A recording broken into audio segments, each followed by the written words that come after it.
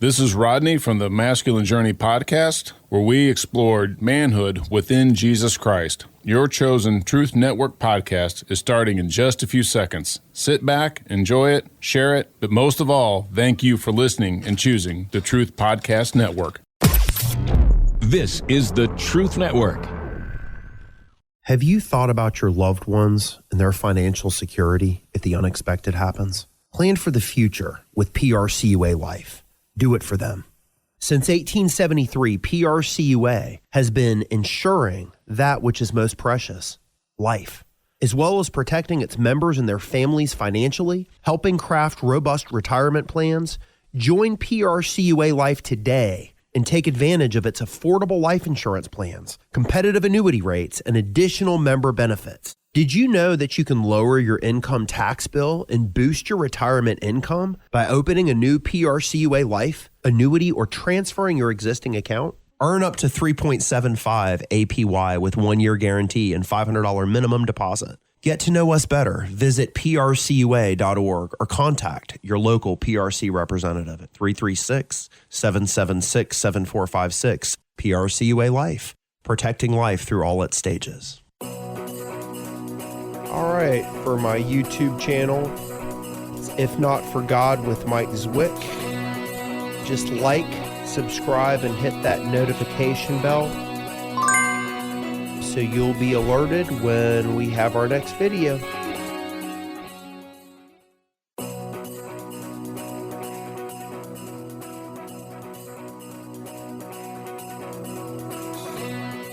Welcome to If Not For God, stories of hopelessness that turn to hope. Here is your host, Mike Zwick. If Not For God with Mike Zwick today. How fun. I get to be back with you, my friend. It is awesome as usual. And I think you said we're in Song of Solomon, chapter 5 today. Is that right?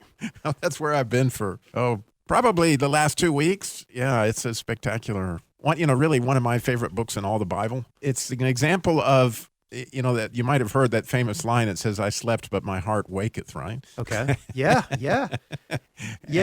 While we're getting into Song of Solomon, because it's kind of known as the book on love and erotic love even, right? Oh, yeah. But it's intimacy, right? Okay. And here's our intimate walk with Christ in so many different ways.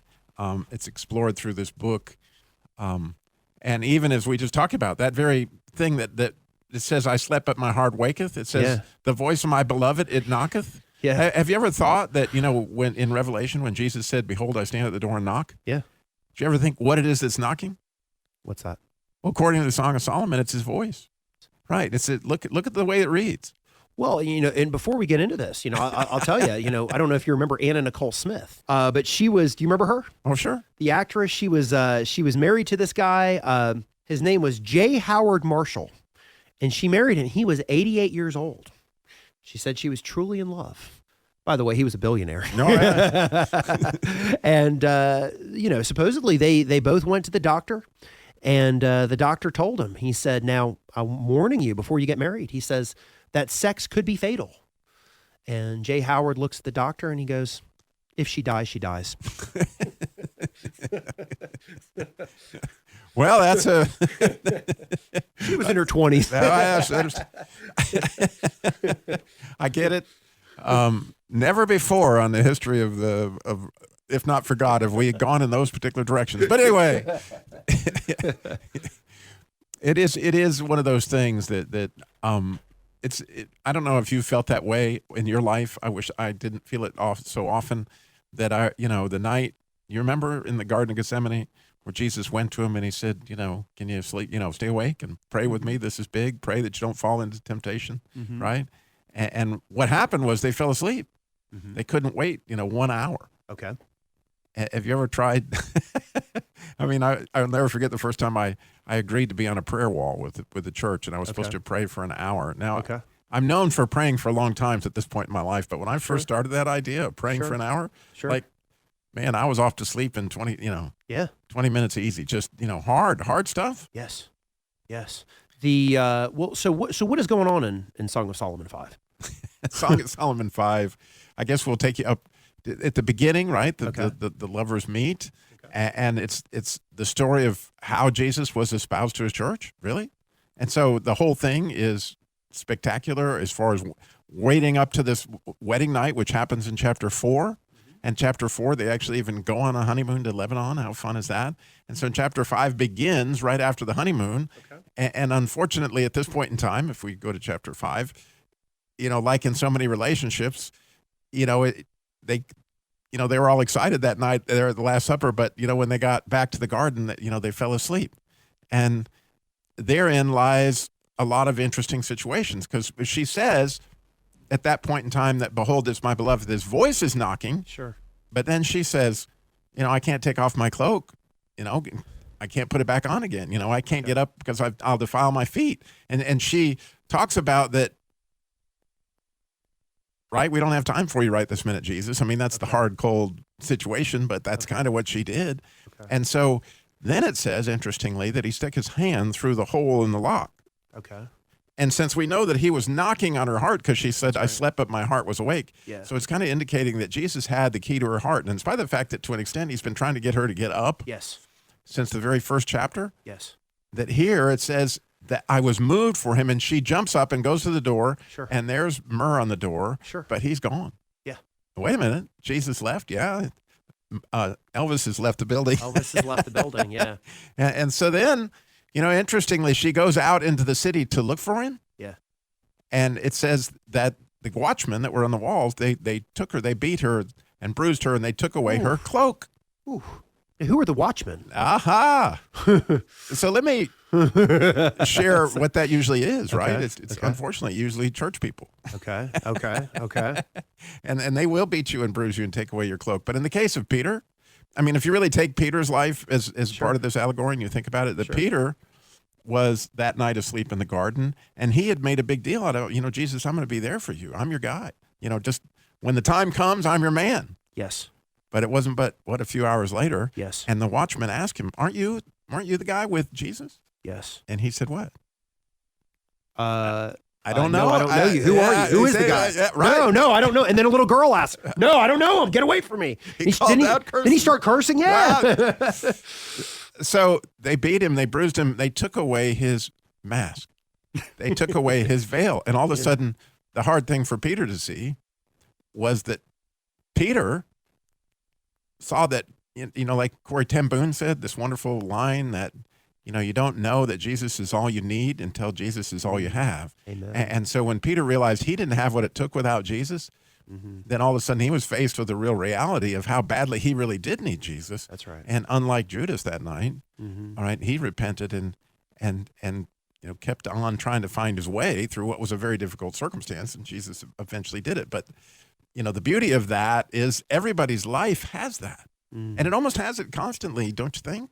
It does. It does. I mean, when I think about that, especially in the beginning part of Song of Solomon, she is giddy in love with this guy, right? I mean, it's her. The Shulamite woman, is that right? Oh, you're right. She's talking. She's just giddy. I mean, she can't even stay in there. He was probably going to come back eventually. I mean, but she had to go out and find him. Do we have that same giddiness in our search for Jesus? Right. And so when she gets up to find him, and after the incident where she got beaten and bruised, it's interesting that she goes to the daughter of Jerusalem. Next line. It says, I charge you, O daughters of Jerusalem, that if you see my beloved, will you tell him that I'm sick with love? Yes. And that the thing that we went from giddy to, heartbroken because he's gone. But think about it.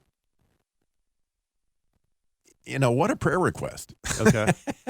If you, look, my friends, if you see Jesus, can you tell him I'm sick with love? Like, that's it. I mean, that's being really needy out loud. And the humility of that, she doesn't mention the fact that the watchman took and beat her and bruised her and took away her cloak. What she mentions is what's broken her heart right that minute. What matters the most to her right that minute is that she is sick with love. And then, fascinatingly, the daughters of Jerusalem, which are a picture of who, right? When it says the daughters of Jerusalem in the Song of Solomon, when you think about it, we all are the bride of Christ. And so to an extent, we're all daughters, right? And we're all the virgins with the lamps, depending on our situation. But the daughters of Jerusalem are different from the daughters of Zion, which are mentioned at another point in time in the book. The daughters of Jerusalem are those our parents had faith, but we don't yet exactly get it. Yeah. And so that's why she keeps instructing him throughout the thing. And so she says, if you see him, and they said, well, what's up with your beloved that he's so much better than anybody else's beloved that you would charge us so? That's it. And that's when she starts the famous bunch of lines that end with he's altogether lovely. But the first line that she says is he's white and ruddy. That's it. And the fairest among 10,000, or the chiefest among 10,000. And so, what if my life, what if my relationship with other people would be that they would come to me and they go, why is it that you're so hung up on this Jesus guy? Yeah. What is such a big deal about him? Because that's what the daughters of Jerusalem were asking her. Yeah. That you would make such a big deal. Why are you so sick with love? What's wrong here? That you are that hung up on this guy. Yeah. And so she has a chance to really explain, right? To testify to these daughters of Jerusalem. Yeah, and I mean, we've all heard the saying that absence makes the heart grow fonder, right? Sometimes I wonder, it says in the Old Testament, seek the Lord while he may be found, call on him while he is near. Sometimes I almost wonder, I've wondered this in my life, does God ever play hide and seek with us? Does he ever make it so he wants us to chase him, right? I mean, he wants us to pursue him and to seek him. And yes, we all know that nobody seeks God. We're not the first person to reach out to God, but I have seen times in my life where I feel like the Lord really wants me to seek him. Have you seen that? Oh, yeah. Yeah, there are times when it's crickets. Yeah. I mean, it's just crickets. Yeah. And it's an interesting challenge, but sometimes he gives us crickets because he's wanting us to do what we already been told to do. That's it. And other times it's crickets. And we don't want to listen to what he's telling us to do because it's not what we want to do. Right. And other times it's crickets, I think more to your point, like it was for crickets her that night. She said after she got up, she said, I called for him and didn't answer me. What a tragic, thing. Like, Jesus, I need you. And he's gone, man. Yes. And he's gone. It's really cool where he's gone. Yes. We're going to fast forward to chapter 6 because I happen to know it's there. Yes. It's the same thing that actually happened in chapter 4 and also happened in chapter 3. It says he grazes among the lilies. That happens throughout the book. Yeah. Well, the idea of lilies, because he calls her a lily, or she calls herself a lily of the valleys, and then he says she's a lily among thorns. The idea of lily is praise. Mm. And so when it says that Jesus feeds among or is shepherded among praise, so where can you find him? In other words, when she goes hunting him, where she eventually finds him is among the lilies. Well, where can we find him when? And I know so many people that and some of the best, Nikita's like this, Nikita Koloff is like this, James Banks. They'll tell me about, and John Eldridge, about their worship times, that when they are in that place where they're calling and they're not getting any answer. Yeah. They just start worshiping because he grazes among the lilies. Yeah. Is the idea that he's there in worship. Yeah. Yeah. There is something called the Scarcity Principle. Have you ever heard of that? No, but I'm anxious. No. It's basically it's where people always want what they can't have. So it's the whole supply and demand thing. And somebody told me years ago, they said that why are diamonds so valuable? And they say, you think about it, it's like it's just a rock. I mean, it's just a rock. I mean, but it's that this person told me that De Beers kind of keeps them away. And it kind of keeps them hidden in a way so that people will want them even more. And so it's the whole supply and demand thing, is that if something is harder to get, then we want it even more, right? But if something is easy to get, we don't want it as much.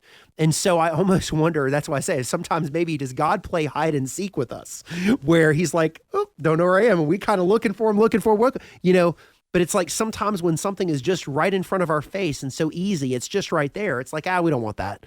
But then there's also times too, where I'm thinking about this, where she went to go find Solomon and she went out to go do this and do that or whatever. Sometimes there are times in our lives where we don't understand something and we're trying to negotiate with the enemy. But I don't know if you remember, was it one of the angels? Was it Michael, the archangel Michael, or was it Gabriel? Remember where he did not get into a conversation with the devil. He just said, the Lord rebuke you. And so sometimes if the Lord has spoken a word to us. That was Michael, by the way. Yeah. I think in the book of That Jude. was Michael. And instead of trying to negotiate with the enemy, well, God, I know this is, but it sounds so good. It's like we just say, okay, Lord. I was talking to a friend of mine earlier this week, and there's a guy named Curry Blake. And he said that he was sitting watching one of these shows, CSI, whatever, House. No, the show was House. And he said that the Lord told him to stop watching the show. And so what he did is immediately he turned it off, and he said, well, why is that, Lord? And he said, because he turned it off at first, the Lord told him, and he said, there is always a logical reason and an answer behind what happens and the outcome to this. He said, if you watch this too long, you're going to start looking for a logical answer and a reason to everything, that where sometimes when I'm speaking to you, it's not a logical reason. But what I liked about what that guy Curry Blake did was the first thing that he said was, yes, Lord, I'm going to turn it off. And then he got his answer. See, sometimes we want to look at something and we want to say, God, show me the reason why this is happening, and then I'll listen to you, right? When I was reading the book of Job, and this is one of the things that really hit me a while back, Job is asking the Lord, God, why did this happen? God, why did that happen? Whatever. And the Lord did not say, well, let me give you the reasons for this. No. It happened because of A, B, C, D, and E. No, he didn't tell him that. He said, surely you were there when I created the world. And so in other words, what he was saying was, trust me. No, to paraphrase even in the Robby Standard version, because that's where I got saved. I don't know if you know that. Mm-mm. Yeah, I was reading through the Bible. Okay. And trying to sell more cars, which you can understand being a salesman, that Yes. I had picked up the series by Norman Vincent Peale, and it said, if you want to have a positive mental attitude, which was the idea to sell more cars, then you need to get up an hour early every morning and read the Bible. And I'm like, that sounds crazy. But hey, I spent $100 on this tape set. That's it. That's it. So I'm reading through this thing, man, and I'm getting madder and madder and madder at God as I read through the Bible. And man, when I got to all the part in Exodus when they're cutting the fat off the kidneys, and I was like, man, this can't have anything to do with selling cars. This is the stupidest thing I've ever read in my life. But for whatever reason, he had said to pray before you read, even though I didn't know that I even believed. Mm-hmm. In fact, I'm sure I didn't, but I still prayed. And the Holy Spirit did kind of like, and I started to get mad at God, like, whoa. You know, when they got into the promised land, you know, and they went over to Jericho, and Achan kept the devoted things, and they stoned him, that was bad enough. Okay. But then they killed his kids. Okay. Like, I mean, they didn't do nothing. Yeah. And I was like, God, what's up with that? You know, and I was getting madder and madder and madder. And so when I got to the book of Job, I was furious. Yes. I was like, how would you take out this man's family and all this just to show off to Satan? You know, that was my... my really sacrilegious view of life at that point. And I was mad. And so I'm right with Job for 28, however many chapters that is you got to put up through all the shenanigans of these, you know, so-called comforters and all that's going on. And then in the moment that you're talking about, God shows up in the cloud. Mm-hmm. And he says to him, brace yourself like a man. Wow. Because I got a few questions for you, bud. Yes. He doesn't answer any of Job's questions, like you said. He says, brace yourself like a man. Yes. Because I have some questions for you. And when he started to ask those questions, you know, essentially, you know, can you stick your hook in a behemoth and come away okay? You know, like those are some of the questions. Or can you make it snow? Show me. I'll be impressed. Yeah. Bring the tide in, Mike. Yes. Let's do it. All right, God. You're God and I'm not. Right, which is exactly where he put me. At that point in time, I went, oh, my goodness. Because the whole way through the Bible, I'd been asking all these questions, not unlike the comforters, right? And now he says, okay, Robby, brace yourself like a man. I got some questions for you. Right? Where were you? You know? And oh, by the way, Robby, make it snow. I'll be impressed. You know, and then I was like, whoa. Because at this point in time, I fully understood, number one, I wasn't God. Right? That's it. And number two, God has a really high standard. That's right. And I really don't understand necessarily where he's coming from. That's right. And I have a problem. That's it. I have a sin problem that, you know, I did not realize how bad my problem was until I read the book of Job. So had it not been for that I always consider, actually, I was quickened there. That was when all of a sudden I needed salvation. I didn't need salvation up until I read that. Yes. There's a quote. Do you remember J. Vernon McGee? Have you ever heard of him? Oh, of course. Love J. Vernon McGee. Here's his quote. This is God's universe, and God does things his way. You may have a better way, but you don't have a universe. Isn't that true? What a great quote. That's a great quote, right? I love that. You know, I was with and I don't know if I've told you this story or not. I think I may have. There's a guy on my Facebook feed, and I always send him a message, and we'll talk to each other. His name is James something. but his dad had his life insurance with me. And when his dad and I were talking about insurance, one of the things that we talked about is I was about to leave his house, and he said, Mike, he said, I feel like the Lord has something for me to share with you. And I said, what is that, sir? He said, there's some times in life where you don't understand why things happen. He said, but God knows what he's talking about. Isn't that the truth? Haven't there been times in your life, if you're listening right now, where, shoot, you may not have known why something was happening or why it happened or how it happened or anything like that, and things didn't seem to make sense to you, but God knew what he was doing in that situation. Did that ever happen to you, Robby? Yeah. I was thinking about it. You know, I don't know if you knew this, but I had a chance to speak at Cowboy Church there at the Pro Bull Riders event on Sunday. Okay. And, you know, it's neat how God gives you something for each of you know, a download. The download, what I did not talk about at Cowboy Church was the actual download that God gave me, but he gave me what you're describing, but then he had me just talk about the things that happened to me in my life and how he actually came through it. But what it says in the Song of Solomon, and actually in chapter 4, after essentially most of chapter 4 is Jesus describing his smoking hot bride, okay? I like the way you said that. He does. He goes on and on, man. You got scarlet lips and all this stuff, right? He does all that. And after 14 verses of him explaining how beautiful she is, you know what her response is? What's that? Awake, north wind. What? Awake, north wind, and come south, and blow on your garden that the spices would go forth. And as I got a vision of what that meant, is bring life on. Because, you know, when I got cancer, or when I got hit by the Jeep, or when I fell 35 feet out of the treehouse, 35 feet out of the treehouse. I'd heard about the Jeep. I'd heard about the cancer. Treehouse. Yeah, I was making my daughter a treehouse / deer stand. Okay. You know me, I love to hunt. Okay. And I was hammering on a board, and all of a sudden the board underneath me broke, and I went down plummeting 35 feet head first, mind you, Mike. And I don't know if you've had something like that happen, and where you have this moment where you know, like, this is going to hurt. November 1st, 2011 is my moment. I was driving in Germantown, North Carolina, Flat Shoals Road, listening to Charles Stanley, and all of a sudden Charles Stanley went off and this weird music came on, and the voice spoke to me and it said, you need to put your seatbelt on.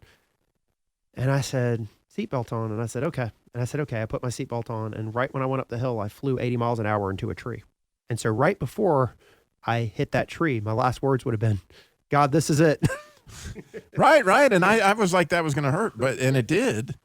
But, you know, the funny part of the story is yes, it did break several ribs, and yes, it collapsed my lung, and yes, it about killed me. And I realized on the ground, being a deer hunter, since I didn't have any ability to breathe because my lung was collapsed, just one of them, but I had the other one, I guess. I couldn't lift, I couldn't breathe because it hurt so bad that I had to get in the house, but I couldn't walk. So I kind of crawled myself up the stairs. My wife was fortunately right inside the door when I opened it, which I kind of cracked open, and she saw me there on the ground. And I looked at her and I said, call 911. You know what she said, Mike? What's that? Are you sure?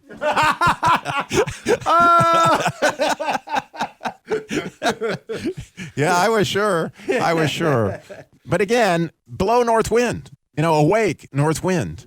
And in that verse in James where it says, consider it pure joy when you, face many trials and temptations. And I hadn't really seen it so beautifully as that the north wind is going to blow the smell of your life. In other words, the faith that you had through all these trials and temptations and all this other stuff is not just for you and the growth of your faith. It's the daughters of Jerusalem that are around watching your life to see, what's the big deal about this Jesus that he screams after him so?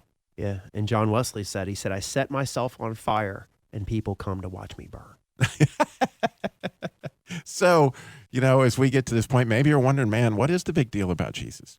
Well, if you're like me and you saw that situation with, I don't have those answers, right? You can turn, you can admit, right? It's ABC, admit that you're a sinner, man, and that you've been in there eating the pig pods with the prodigal son, and you want to eat steak, man. You want to go back and eat steak with Dad. Yes.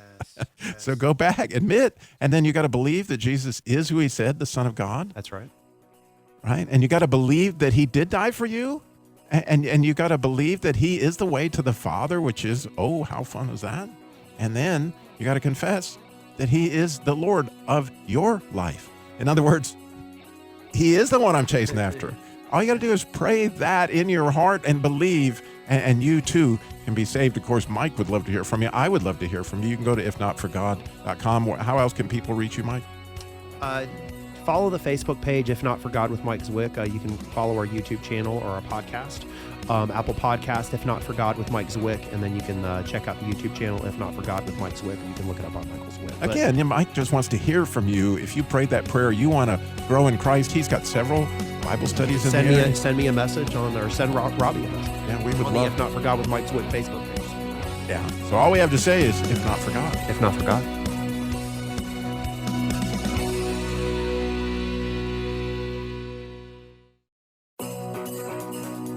All right, for my YouTube channel, it's If Not For God with Mike Zwick. Just like, subscribe, and hit that notification bell so you'll be alerted when we have our next video. Consider joining the Polish Roman Catholic Union of America, also known as PRCUA Life. PRCUA Life is a fraternal benefit society that offers a variety of different life insurance portfolios for all stages of life. PRCUA Life also offers fixed indexed annuity plans with the yield up to 3.75% APY. As a fraternal organization, the PRCUA provides member benefits such as education scholarships, sports tournaments, numerous Polish-American cultural programs, and much more. To become a member and for more details, visit prcua.org or contact local PRCUA representatives at 336-776-7456. Consider joining the PRCUA Life this week. This is the Truth Network.